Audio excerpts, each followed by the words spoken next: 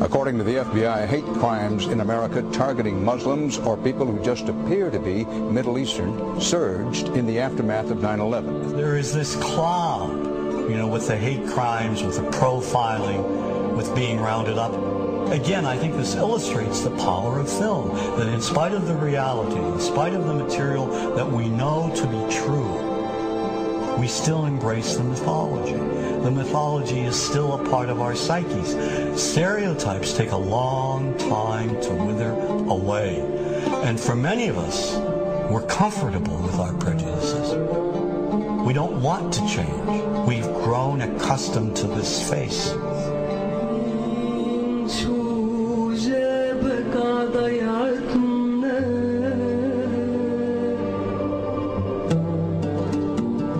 When we think of Arabs, what do we see? What images come to mind? Do we see actual people? People who, despite real cultural or geographical differences, do pretty much the same things that we do. When we think of Arab women, what images come to mind? Do we see women who laugh and play and who adore their children? Women who work in the home as well as outside? Would it come as a surprise to know that in many Arab countries, a majority of college students are actually women? What's our immediate image of Arab men? Do we see loving fathers? Men who want to provide for their families? What about Arab teenagers? Do we see them the way you would think about teenagers in other parts of the world? Then there's religion in the Arab world. Do we see it as all-encompassing, dominating everything else?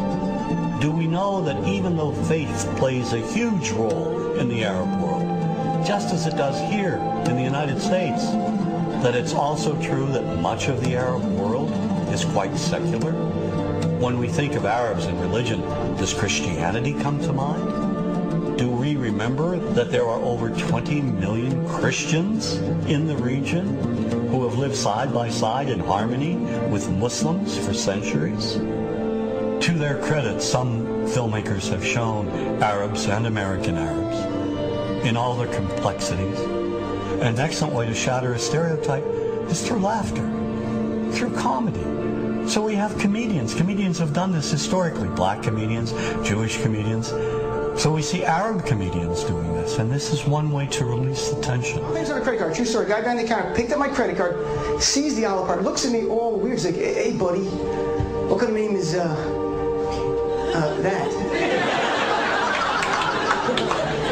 I'm like, "Well, sir, it's an Arabic name." He goes, what does this mean?" So I'm like, well, translate it to English. It means peaceful, friendly Arab.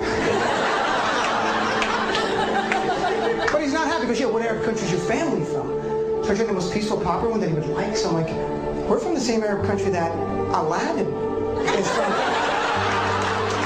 To his credit, Michael Moore in Fahrenheit 9/11 in the DVD includes a scene with this comedy coming out. My name really is Ahmed, and I can't fly anywhere. All you white people have it easy. You guys get to the airport like an hour, 2 hours before your flight. It takes me a month and a half.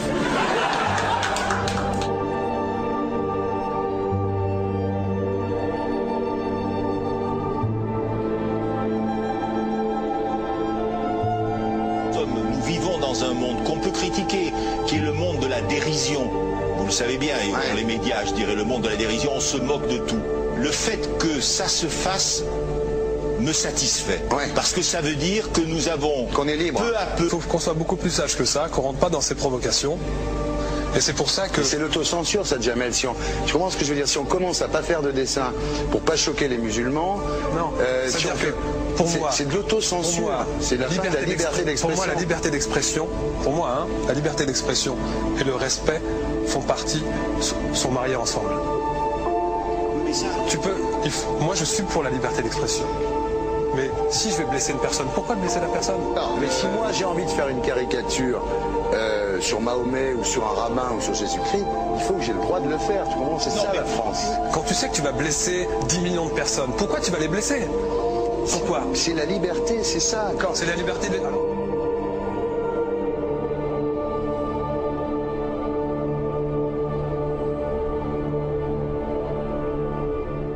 Vous ne pensez pas que c'était à vous de vous excuser, non? En disant le sketch n'était pas très drôle, je suis désolé si j'ai blessé des gens, voilà, excusez-moi, voilà, c'est une connerie. C'est mon travail.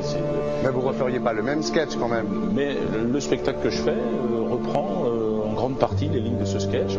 Mais il y a un truc que je ne comprends pas sur cette affaire, c'est qu'à aucun moment vous avez senti le besoin de vous excuser et que vous en avez rajouté. C'est tellement surprenant, c'est tellement inadmissible que j'en suis choqué. Voilà. Dans un pays où on peut parler, on peut s'exprimer. Et là, pourquoi tout d'un coup sur un sujet on ne pourrait pas s'exprimer vous savez bien pourquoi on ne peut pas s'exprimer. Pourquoi? Parce que dans ce pays, on a envoyé pendant la guerre des juifs dans des chambres à gaz et que ça crée un petit problème quand même. Vous voyez ce que je veux dire? Dans ce pays, on a envoyé pendant 400 ans des centaines de millions de Noirs. Il y avait 400 ans d'esclavage et pourtant ça n'a pas empêché Michel Leb de faire un sketch qui m'a fait marrer. Où il faisait un noir, et à la fin il faisait un singe, et en parlant des narines, en parlant des lunettes. En tout cas, lui, il n'a pas été interdit d'exercer son travail, il a même eu la Légion d'honneur. Quelqu'un qui a toute sa famille qui a été exterminée dans un camp de concentration et qui voit quelqu'un à la télé qui dit Israël, vous vous rendez compte? Je ne sais pas. Mais non, pas. Il y a des moments où même si on connaît les gens, même si on les a invités, on leur... Et c'est pour ça que... C'est l'autocensure, ça, Jamel. Tu comprends ce que je veux dire? Si on commence à pas faire de dessin pour pas choquer les musulmans, non, si on fait... Pour moi, c'est de l'autocensure. C'est la liberté d'expression. Pour moi, la liberté. Et là, pourquoi tout d'un coup sur un sujet on ne pourrait pas s'exprimer? Vous savez bien pourquoi on ne peut pas s'exprimer. Parce que dans ce pays, on a envoyé pendant la guerre des juifs dans des chambres à gaz et que... Deux poids, deux mesures. La liberté pour tout le monde. C'est-à-dire la liberté pour tout le monde. Il y a une personne comme Dieudonné qui a fait un rabbin, enfin qui a fait un colon juif, etc. Tous ces DVD ne sont plus dans les pactes. On l'empêche médiatiquement, on ne le voit plus. Alors que lui, c'est un comique. Plusieurs lois qui ont été faites contre l'antisémitisme. Et moi, je fais un appel aujourd'hui de faire une loi contre l'islamophobie.